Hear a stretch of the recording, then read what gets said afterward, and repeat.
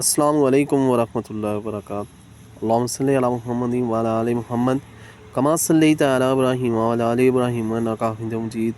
اللہم بارک علی محمد وعلی آل محمد کما بارکت علی ابراہیم وعلی آل ابراہیم انک حمید مجید۔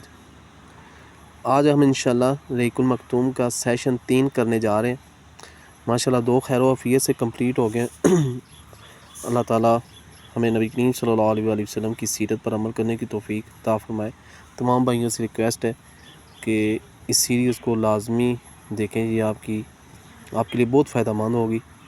تو آج کا جو ہم پڑھیں گے اس میں یہی ہوگا کہ عرب قبائل میں بتوں کی پوجا کس طریقے سے شروع ہوئی۔ انشاءاللہ اس کے اوپر ہم ڈیٹیل سے پڑھیں گے۔ اللہ تعالیٰ ہمارا حامی و ناصر ہو۔ بسم اللہ الرحمن الرحیم۔ عرب ادیان مذاہب۔ عام باشندگان عرب حضرت اسماعیل علیہ السلام کی دعوت و تبلیغ کے نتیجے میں دین ابراہیمی کے پیرو تھے، اس لیے صرف اللہ کی عبادت کرتے تھے اور توحید پر کاربند تھے۔ لیکن وقت گزرنے کے ساتھ ساتھ انہوں نے خدائی درس و نصیحت کا ایک حصہ بلا دیا، پھر بھی ان کے اندر توحید اور کچھ دین ابراہیم کے اشعار باقی رہے۔ تاکہ بن خدا کا سردار عمر بن لئی منظر عام پر آیا، اس کی نشوا بڑی نیکوکاری، صدقہ خیرات اور دینی امور سے گہری دلچسپی پر ہوئی تھی، اس لیے لوگوں نے اسے محبت کی نظر دیکھا اور اسے اکابر علماء اور افاضل اولیاء میں سے سمجھ کر اس کی پیروی کی۔ پھر اس شخص نے ملک شام کا سفر کیا، دیکھا تو وہاں بتوں کی پوجا کی جا رہی تھی۔ اس نے سمجھا کہ یہ بھی بہتر اور برحق ہے، کیونکہ ملک شام پیغمبروں کی سرزمین اور آسمانی کتابوں کی نزولگاہ تھی۔ چنانچہ وہ اپنے ساتھ حبل بت بھی لے آیا اور اسے خانہ کعبہ کے اندر نصب کر دیا اور اہل مکہ کو اللہ کے ساتھ شرک کی دعوت دی۔ اہل مکہ نے اس پر لبیک کہا۔ اس کے بعد بہت جلد باشندگان حجاز بھی اہل مکہ کے نقش قدم پر چل پڑے، کیونکہ وہ بیت اللہ کے والی اور حرم کے باشندے تھے۔ اس طرح عرب میں بت پرستی کا آغاز ہوا۔ حبل کے علاوہ عرب کے قدیم ترین بتوں میں سے منات ہے۔ یہ بحیرہ احمر کے ساحل پر قدیر کے قریب مسل میں نصب تھا۔ اس کے بعد طائف میں لات نامی بت وجود میں آیا، پھر وادی نخلا میں عزا کی تنصیب عمل میں آئی اور یہ تینوں عرب کے سب سے بڑے بت تھے۔ اس کے بعد حجاز کے ہر خطے میں شرک کی کثرت اور بتوں کی بھرمار ہوگی۔ کہا جاتا ہے کہ ایک جن عمر بن لئی کے تابع تھا، اس نے بتایا کہ قوم نوح کے بت یعنی ود، سوا، یعوز، یعوق، نصر جدہ میں مدفون ہے۔ اس اطلاع پر یہ عمر بن لئی جدہ گیا اور ان بتوں کو کھود نکالا، پھر انہیں تعامہ لایا اور جب حج کا زمانہ آیا تو انہیں مختلف قبائل کے حوالے کیا اور یہ قبائل ان بتوں کو اپنے علاقوں میں لے گئے۔ اس طرح ہر قبیلے میں ہر گھر میں ایک بت ہو گیا۔ پھر مشرکین نے مسجد حرام کو بھی بتوں سے بھر دیا۔ چنانچہ جب مکہ فتح کیا گیا تو بیت اللہ کے گرد 360 بت تھے، جنہیں خود رسول اللہ صلی اللہ علیہ وسلم نے اپنے دستے مبارک سے توڑا۔ آپ ہر ایک کو چھری سے ٹھوکر مارتے جاتے تھے اور وہ گرتا جاتا تھا۔ پھر آپ صلی اللہ علیہ وسلم نے حکم دیا، ان سارے بتوں کو مسجد حرام سے باہر نکال کر جلا دیا گیا۔ غرض شرک اور بت پرستی اہل جاہلیت کے دین کا سب سے بڑا مظہر بن گئی تھی، جنہیں گمانڈ تھا کہ وہ حضرت ابراہیم علیہ السلام کے دین پر ہے۔ پھر اہل جاہلیت کے یہاں بت پرستی کے کچھ خاص طریقے اور مراسم بھی رائے تھے، جو زیادہ تر عمر بن لئی کی اختراع تھے، اور اہل جاہلیت سمجھتے تھے کہ عمر بن لئی کی اختراعات دین ابراہیمی علیہ السلام میں تبدیلی نہیں بلکہ بدعت حسنہ ہے۔ ذیل میں اہم جاہلیت کے اندر رائج بت پرستی کے چند اہم مراسم کا ذکر کریں۔ دور جاہلیت کے مشرکین بتوں کے پاس مجاور بن کر بیٹھتے تھے، ان کی پناہ ڈھونڈتے تھے، انہیں زور زور سے پکارتے تھے اور حاجت روائی و مشکل کشائی کے لیے ان سے فریاد اور التجائیں کرتے تھے اور سمجھتے تھے کہ وہ اللہ سے سفارش کر کے ہماری مراد پوری کرا دیں گے۔ اس فقرے کو دوبارہ پڑھتا ہوں۔ دور جاہلیت کے مشرکین بتوں کے پاس مجاور بن کر بیٹھتے تھے، ان کی پناہ ڈھونڈتے تھے، انہیں زور زور سے پکارتے تھے اور حاجت روائی و مشکل کشائی کے لیے ان سے فریاد اور التجائیں کرتے تھے اور سمجھتے تھے کہ وہ اللہ سے سفارش کر کے ہماری مراد پوری کرا دیں گے۔ اور اللہ تعالیٰ معاف فرمائے، آج کل بھی کچھ درباروں کے اوپر اس طرح کے بڑے بیہودہ کام شروع ہو گئے ہیں۔ اللہ تعالیٰ ہمیں ان سے بھی محفوظ رکھے۔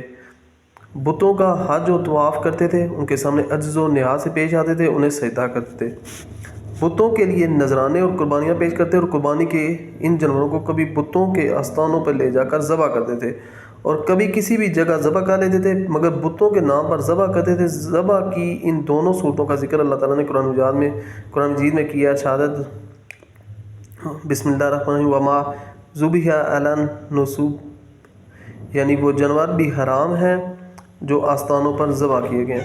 دوسری جگہ ارشاد ہے جس کا ترجمہ ہے یعنی اس جانور کا گوشت مت کھاؤ جس پر اللہ کے نام نہ لیا گیا ہو۔ بتوں سے تقرب کا ایک طریقہ یہ بھی تھا کہ مشرکین اپنی ثوابدید کے مطابق اپنے کھانے پینے کی چیزوں اور اپنی کھیتی اور چوپائے کی پیداوار کا ایک حصہ بتوں کے لیے خاص کر دیتے تھے۔ اس سلسلے میں ان کا دلچسپ بات یہ تھا کہ وہ اللہ کے لیے بھی اپنی کھیتی اور جانوروں کی پیداوار کا ایک حصہ خاص کرتے تھے، پھر مختلف اسباب کی بنا پر اللہ کا حصہ تو بتوں کی طرف منتقل کر سکتے تھے، لیکن بتوں کا حصہ کبھی بھی کسی بھی حال میں اللہ کی طرف منتقل نہیں کر سکتے تھے۔ اللہ تعالیٰ کا ارشاد ہے ترجمہ جس کا اللہ نے جو کھیتی اور چوپائے پیدا کیے ہیں اس کا ایک حصہ انہوں نے اللہ کے لیے مقرر کیا اور کہا یہ اللہ کے لیے ہے، ان کے خیال میں یہ ہمارے شرکاء کے لیے ہے، تو جو ان کے شرکاء کے لیے ہوتا ہے وہ تو اللہ تک نہیں پہنچتا، مگر جو اللہ کے لیے ہوتا ہے وہ ان کے شرکاء تک پہنچ جاتا ہے۔ کتنا برا ہے وہ فیصلہ جو یہ لوگ کرتے ہیں۔ بتوں کے تقرب کا ایک طریقہ یہ بھی تھا کہ مشرکین کھیتی اور چوپائے کے اندر مختلف قسم کی نظریں مانتے تھے۔ اللہ تعالیٰ کا ارشاد ہے جس کا ترجمہ ہے ان مشرکین نے کہا کہ یہ چوپائے اور کھیتیاں ممنوع ہیں، انہیں وہی کھا سکتا ہے جسے ہم چاہیں۔ ان کے خیال میں اور وہ یہ جو چوپائے ہیں جن کی پیٹھ حرام کی گئی ہے، نہ ان پر سواری کی جا سکتی ہے نہ سامان لایا جا سکتا ہے۔ یہ جو قرآن کی آیات میں نے جس کا ترجمہ پڑھا ہے یہاں پہ اس کی مدم لکھی ہوئی ہے نا، کوئی زیر زبر میں بھی تھوڑی سی ہیں تو وہ تھوڑی سی پڑھنے میں کنفیوژن ہوئی تھی، پھر میں نے کہا کہ چلیں اس کا ترجمہ پڑھ لیتے ہیں نا۔ انہی جانوروں میں بیرا، صاحبہ، وسیلہ اور حامی تھے۔ ابن اسحاق کہتے ہیں کہ بیرا صاحبہ کی بچی کو کہا جاتا ہے اور صاحبہ اس اونٹنی کو کہا جاتا ہے جس سے 10 بار پے در پے مادہ بچے پیدا ہوں۔ صاحبہ یعنی اس اونٹنی کو کہا جاتا ہے جس کے لگاتار پہلے 10 مادہ بچے ہوں، درمیان میں کوئی نر نہ پیدا ہو۔ ایسی اونٹنی کو آزاد چھوڑ دیا جاتا تھا، اس پر سواری نہیں کی جاتی تھی، اس کے بال نہیں کاٹے جاتے تھے اور مہمان کے سوا کوئی اس کا دودھ نہیں پیتا تھا۔ اس کے بعد یہ اونٹنی جو مادہ بچہ جنتی اس کا کان چیر دیا جاتا اور اسے بھی اس کی ماں کے ساتھ آزاد چھوڑ دیا جاتا، اس پر سواری نہ کی جاتی، اس کا بال نہ کاٹا جاتا اور مہمان کے سوا کوئی اس کا دودھ نہ پیتا۔ یہی بہرا ہے، اس کی ماں صاحبہ ہے۔ وسیلہ اس بکری کو کہا جاتا ہے جو 5 دفعہ پے در پے 2 مادہ بچے جنتی، یعنی 5 بار میں 10 مادہ بچہ پیدا ہوتے ہیں، درمیان میں کوئی نر نہ پیدا ہوتا ہے۔ اس بکری کو اس لیے وسیلہ کہا جاتا ہے کہ وہ سارے مادہ بچوں کو ایک دوسرے سے جوڑ دیتی تھی۔ اس کے بعد اس بکری سے جو بچے پیدا ہوتے ہیں انہیں صرف مرد کھا سکتے تھے، عورتیں نہیں کھا سکتی تھیں، البتہ اگر کوئی بچہ مردہ پیدا ہوتا تو اس کی مرد عورت سبھی کھا سکتے تھے۔ حامی اس نر اونٹ کو کہتے ہیں جس کی جفتی سے پے در پے 10 مادہ بچے پیدا ہوتے، درمیان کوئی نر نہ پیدا ہوتا۔ ایسے اونٹ کی پیٹھ محفوظ کر دی جاتی، نہ اس پر سواری کی جاتی، نہ اس کا بال کاٹا جاتا تھا، بلکہ اسے اونٹوں کے ریوڑ میں جفتی کے لیے آزاد چھوڑ دیا جاتا تھا اور اس کے سوا سے کوئی دوسرا فائدہ نہ اٹھایا جاتا تھا۔ دور جاہلیت کی بت پرستی کے ان طریقوں کی تردید کرتے ہوئے اللہ تعالیٰ نے فرمایا بسم اللہ الرحمن الرحیم جس کا ترجمہ ہے اللہ نے نہ کوئی بہرا، نہ کوئی صاحبہ، نہ کوئی وسیلہ اور نہ کوئی حامی بنایا، لیکن جن لوگوں نے کفر کیا وہ اللہ پر جھوٹ کرتے ہیں اور ان میں سے اکثر عقل نہیں رکھتے۔ ایک دوسری جگہ فرمایا کہ ان مشرکین نے کہا کہ ان چوپایوں کے جس کا ترجمہ مشرکین نے کہا کہ ان چوپایوں کے پیٹ میں جو کچھ ہے وہ خالص ہمارے مردوں کے لیے ہے اور ہماری عورتوں پر حرام ہے، البتہ اگر وہ مردہ ہو تو اس میں مرد عورت سب شریک ہیں۔ چوپایوں کی مذکورہ اقسام یعنی بہرا، صاحبہ وغیرہ کے کچھ دوسرے مطالب بھی بیان کیے گئے جو ابن اسحاق کی مذکورہ تفسیر سے قدرے مختلف ہے۔ حضرت سعید بن مسیب رحمۃ اللہ علیہ کا بیان ہے کہ جانور ان کے طاغوتوں کے لیے تھے، اور صحیح بخاری میں مرفوعاً مروی ہے کہ عمرو بن لئی پہلا شخص تھا جس نے بتوں کے نام پر جانور چھوڑے تھے، اور وہ اپنے بتوں کے ساتھ یہ سب کچھ اس عقیدے کے ساتھ کرتے تھے کہ یہ بت انہیں اللہ کے قریب کر دیں گے اور اللہ کے حضور ان کی سفارش کریں گے۔ چنانچہ قرآن مجید میں بتایا گیا مشرکین کہتے ہیں ما نعبدہم الا لیقربونا الی اللہ زلفیٰ، ہم ان کی عبادت محض اس لیے کر رہے ہیں کہ وہ ہمیں اللہ کے قریب کر دیں گے۔ وَيَعْبُدُونَ مِن دُونِ اللَّهِ مَا لَا يَضُرُّهُمْ وَلَا يَنْفَعُهُمْ وَيَقُولُونَ هَؤُلَاءِ شُفَعَاؤُنَا عِندَ اللَّهِ، یہ مشرکین اللہ کے سوا ان کی عبادت کرتے ہیں جو انہیں نہ نفع پہنچا سکے نہ نقصان، اور کہتے ہیں یہ اللہ کے پاس ہمارے سفارشی ہیں۔ یہ مشرکین اللہ کے سوا ان کی عبادت کرتے ہیں جو انہیں نہ نفع پہنچا سکے نہ نقصان، اور کہتے ہیں کہ یہ اللہ کے پاس ہمارے سفارشی ہیں۔ مشرکین عرب الاضام یعنی فال کے تیر بھی استعمال کرتے تھے۔ ازلام ظلم کی جمع ہے، اور ظلم اس تیر کو کہتے ہیں جس میں پر نہ لگے ہوں۔ فالگیری کے لیے استعمال ہونے والے یہ تیر 3 قسم کے ہوتے ہیں۔ ایک وہ جن پر صرف ہاں یا نہیں لکھا جاتا ہے، اس قسم کے تیر سفر اور نکاح وغیرہ جیسے کاموں کے لیے استعمال کیے جاتے ہیں۔ اگر فعال میں ہاں نکلتا ہو تو مطلوبہ کام کر ڈالا جاتا ہے، اگر نہیں نکلتا تو سال بھر کے لیے ملتوی کر دیا جاتا اور آئندہ بر فعال نکالی جاتی۔ فعال گیری کے تیروں کی دوسری قسم وہ تھی جن پر پانی اور دیت وغیرہ درج ہوتے تھے، اور تیسری قسم وہ تھی جس پر یہ درج ہوتا تھا کہ تم میں سے ہے یا تمہارے علاوہ سے ہے یا ملحق ہے۔ ان تیروں کا مصرف یہ تھا کہ جب کسی کے نسب میں شبہ ہوتا تو اسے 100 اونٹوں سمیت حبل کے پاس لے جاتے، اونٹوں کو تیر والے مونت کے حوالے کرتے اور تمام تیروں کو ایک ساتھ ملا کر گھماتا جھنجھوڑتا، پھر ایک تیر نکالتا۔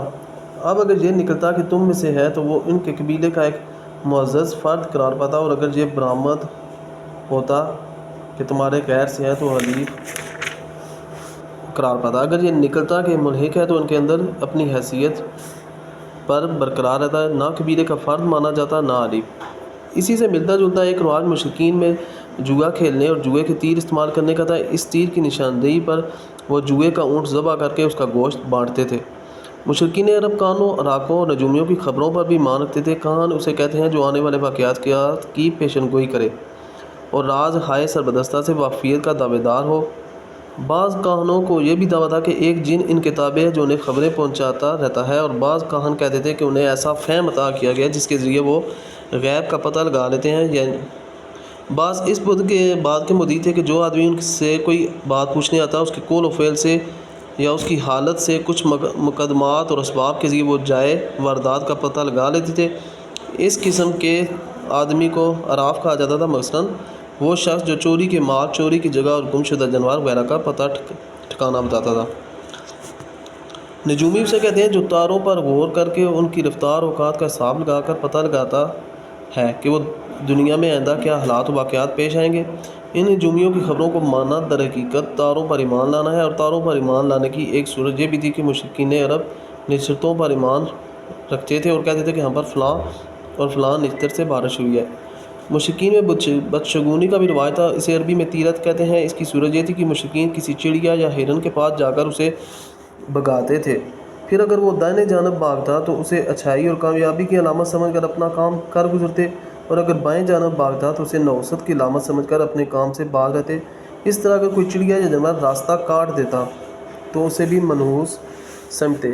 اسی سے ملتی جلتی ایک حرکت یہ تھی، اور آج کل بھی دیکھا جائے کہ یہ راستہ کاٹنے والا جس طرح بلی کا معاملہ ہو گیا یا اور جانوروں کا، کہ اگر راستے سے گزر جائے تو ہم اس کو جو ہے نا وہ راستہ کاٹنے کے برابر کہتے ہیں۔ یہ بھی ایک مشرکین کی جو ہے نا وہ رسم ہے، اس سے اطلاع نہ کرنا چاہیے۔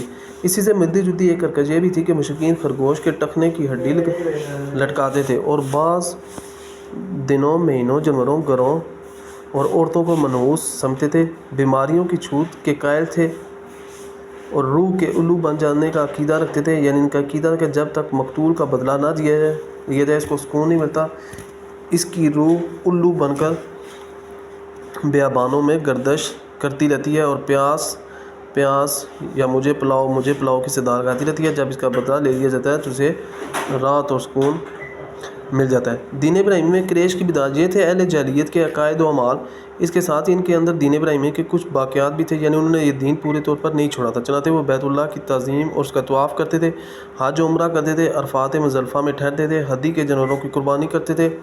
البتہ انہوں نے اس دین ابراہیمی میں بہت سی بدعتیں ایجاد کر کے شامل کر دی۔ مثلاً قریش کی ایک بدعت یہ تھی کہ وہ کہتے تھے کہ ہم حضرت ابراہیم علیہ السلام کی اولاد ہیں، حرم کے پاسبان ہیں، بیت اللہ کے والی اور مکہ کے باشندے ہیں، کوئی شخص ہمارا ہم مرتبہ نہیں اور نہ کسی کے حقوق ہمارے حقوق کے مساوی ہیں، اور اسی بنا پر وہ اپنا نام محمد بہادر اور گرم جوش رکھتے تھے، لہٰذا ہمارے شایان شان ہے کہ ہم حدود حرم سے باہر جائیں۔ چنانچہ حج کے دوران یہ لوگ عرفات نہیں جاتے تھے اور نہ وہاں سے افاضہ کرتے تھے، بلکہ مزدلفہ میں ٹھہر کر وہیں سے افاضہ کر لیتے تھے۔ اللہ تعالیٰ نے اس بدعت کی اصلاح کرتے ہوئے فرمایا، یعنی تم لوگ بھی وہیں سے اضافہ کرو جہاں سے سارے لوگ افاضہ کرتے ہیں۔ ان کی ایک بدعت یہ بھی تھی کہ وہ کہتے تھے کہ حمص قریش کے لیے احرام کی حالت میں پنیر اور گھی بنانا درست نہیں، اور نہ یہ درست ہے کہ بال والے گھر یعنی کمبل کے خیمے میں داخل ہوں، اور نہ یہ درست ہے کہ سایہ حاصل کرنا ہو تو چمڑے کے خیمے کے سوا کہیں اور سایہ حاصل کریں۔ ان کی ایک بدعت یہ بھی تھی کہ وہ کہتے تھے کہ بیرون حرم کے باشندے حج یا عمرہ کرنے کے لیے آئیں اور بیرون حرم سے کھانے کی کوئی چیز لے کر آئیں تو اسے ان کے لیے کھانا درست نہیں۔ ایک بدعت یہ بھی تھی کہ انہوں نے بیرون حرم کے باشندوں کو حکم دے رکھا تھا کہ وہ حرم میں آنے کے بعد پہلا طواف حمص سے حاصل کیے ہوئے کپڑوں ہی میں کریں۔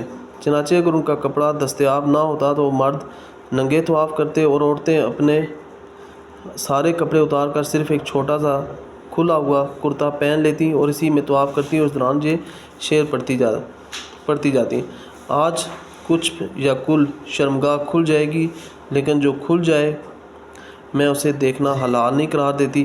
اللہ تعالیٰ نے اس خرافات کے خاتمے کے لیے ترجمہ ہے آدم کے بیٹوں، ہر مسجد کے پاس اپنی زینت اختیار کر لیا کرو۔ بہرحال اگر کوئی عورت یا مرد برتر اور معزز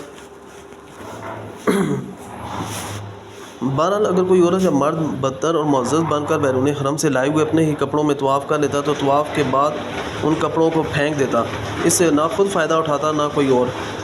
قریش کی ایک بدعت یہ تھی کہ وہ حالت حرام میں گھر کے اندر دروازے سے داخل نہ ہوتے تھے، بلکہ گھر کے پچھواڑے سے ایک بڑا سا سوراخ بنا لیتے اور اسی سے آتے جاتے تھے اور اپنے اس پچھپٹنے کو نیکی سمجھتے تھے۔ قرآن کریم نے اس سے منع فرمایا، یعنی دین یعنی شرک و بت پرستی، توہمات، خرافات پر مبنی عقیدہ اور عمل والا دین عام اہل عرب کا دین تھا۔ اس کے علاوہ جزیرۃ العرب کے مختلف اطراف میں یہودیت، مسیحیت، مجوسیت، سبائیت نے بھی در آنے کے مواقع پا لیے تھے، لہذا ان کا تاریخی خاکہ بھی مختصراً پیش کیا جا رہا ہے۔ جزیرۃ العرب میں یہود کے کم از کم دو ادوار ہیں۔ پہلا دور اس وقت سے تعلق رکھتا تھا جب فلسطین میں بابل اور عاشور کی حکومت کی فتوحات کے سبب یہودیوں کو ترک وطن کرنا پڑا۔ اس حکومت کی سخت گیری اور بخت نصر کے ہاتھوں یہودی بستیوں کی تباہی و ویرانی، ان کے ہیکل کی بربادی اور ان کی اکثریت کی ملک بابل کو جلا وطنی کا نتیجہ یہ ہوا کہ یہود کی ایک جماعت فلسطین چھوڑ کر حجاز کے شمال اطراف میں آ بسی۔ دوسرا دور اس وقت شروع ہوتا ہے جب ٹائٹس رومی کی زیر قیادت 70 ہجری میں رومیوں نے فلسطین پر قبضہ کر لیا۔ اس موقع رومیوں کے ہاتھوں یہودیوں کی دار و گیر، ان کے ہیکل کی بربادی کا نتیجہ ہوا۔ متعدد یہودی قبیلے حجاز بھاگ آئے اور یثرب، خیبر اور تیمہ میں آباد ہو کر یہاں اپنی باقاعدہ بستیاں بسا لیں اور قلعے اور گڑھیاں تعمیر کر لیں۔ ان تارکین وطن یہود کے ذریعے عرب باشندوں میں کسی قدر یہودی مذہب کا بھی رواج ہوا، اور اسے بھی ظہور اسلام سے پہلے اس کے ابتدائی دور کے سیاسی حوادث میں ایک قابل ذکر حیثیت حاصل ہوگی۔ ظہور اسلام کے بعد مشہور یہودی قبائل یہ تھے کہ خیبر، نصیر، مسلک، قریظہ اور کنیعہ۔ سمودی نے وفا میں ذکر کیا کہ یہود قبائل کی تعداد 20 سے زیادہ تھی۔ یہودیت کو یمن میں فروغ حاصل ہوا، یہاں اس کے پھیلنے کا سبب طبعاً سعد ابو کرب تھا۔ یہ شخص جنگ کرتا ہوا یثرب پہنچا، وہاں یہودیت قبول کر لی اور بنو قریظہ کے 2 یہودی علماء کو اپنے ساتھ یمن لے آیا، اور ان کے ذریعے یہودیت کو یمن میں وسعت اور پھیلاؤ حاصل ہوا۔ ابو کرب کے بعد اس کا بیٹا یوسف یمن کا حاکم ہوا۔ اس نے بودھ یہودیت کے جوش میں نجران کے عیسائیوں پر حملہ بول دیا، انہیں مجبور کیا کہ یہودیت قبول کریں۔ اگر انہوں نے انکار کر دیا، اس پر ذوالنورس نے خندق کھدوائی اور اس میں آگ جلا کر بوڑھے، بچے، مرد، عورت سب کو بلا تمیز آگ کے الاؤ میں جھونک دیا۔ کہا جاتا ہے کہ اس حادثے کا شکار ہونے والوں کی تعداد 20 سے 40 ہزار کے درمیان تھی۔ یہ اکتوبر 823 ہجری کا واقعہ ہے۔ قرآن مجید میں سورہ بروج میں بھی اس واقعے کا ذکر ہے۔ جہاں تک عیسائی مذہب کا تعلق ہے تو بلاد عرب میں اس کی آمد حبشی اور رومی قبضہ گیروں اور فاتحین کے ذریعے ہوئی۔ ہم بتا چکے ہیں کہ یمن پر حبشیوں کا قبضہ پہلی بار 340 ہجری میں ہوا اور 388 تک برقرار رہا۔ اس دوران یمن میں مسیح مشن کام کرتا رہا۔ تقریباً اسی زمان میں ایک مستوحب العورات اور صاحب کرامات زائد جس کا نام فیمیون تھا نجران پہنچا اور وہاں کے باشندوں میں عیسائی مذہب کی تکلیف کی۔ اہل نجران نے اس کی اور اس کے دین کی سچائی کی کچھ ایسی علامات دیکھی کہ وہ عیسائیت کے حلقۂ گوش ہو گئے۔ پھر ذوالنورس اور کی کارروائی کے رد عمل کے طور پر حبشیوں نے دوبارہ یمن پر قبضہ کیا اور ابرا نے حکومت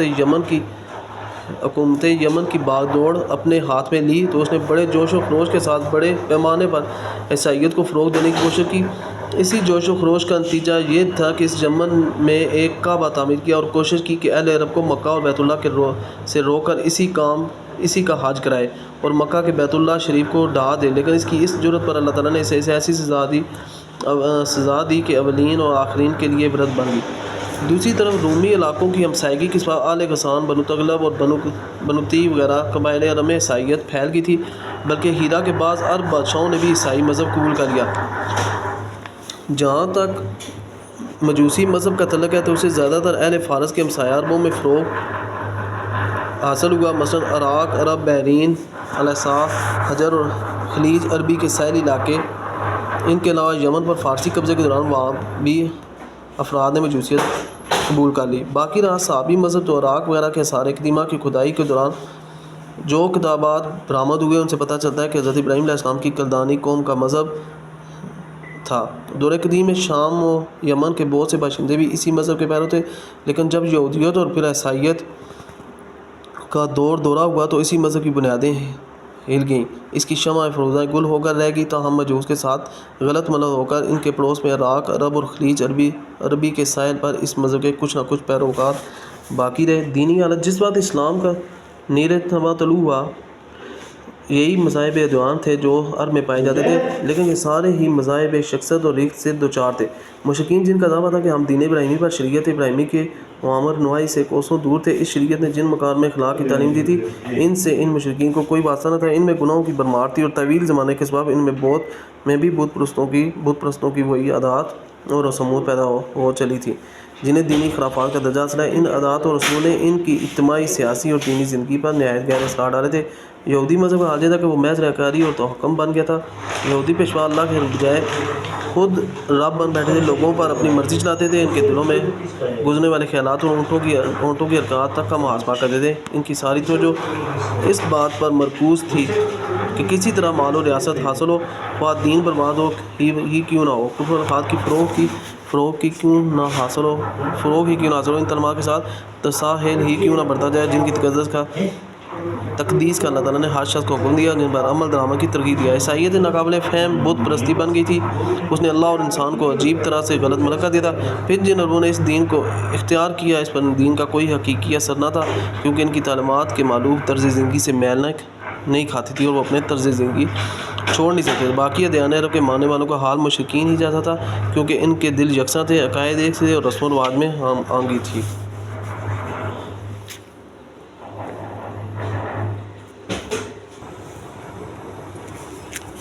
یہ الحمدللہ ہم نے 3 سیشن اس کے کمپلیٹ کر لیے، تو اللہ تعالیٰ ہمیں نبی کریم صلی اللہ علیہ وسلم کی سیرت پر عمل کرنے کی توفیق عطا فرمائے۔ تو اگلا جو انشاءاللہ ٹاپک ہوگا وہ جاہلی معاشرے کی چند جھلکیاں ہوں گی، بہت پیارا سی بھی سبجیکٹ ہے، تو اللہ تعالیٰ خیر و عافیت کے معاملات کریں انشاءاللہ۔ چند دنوں بعد اس کو بھی ہم انشاءاللہ ڈیٹیل سے پڑھیں گے۔ اللہ تعالیٰ ہمارا حامی و ناصر ہو۔ بہت شکریہ سننے کا۔ السلام علیکم ورحمۃ اللہ وبرکاتہ۔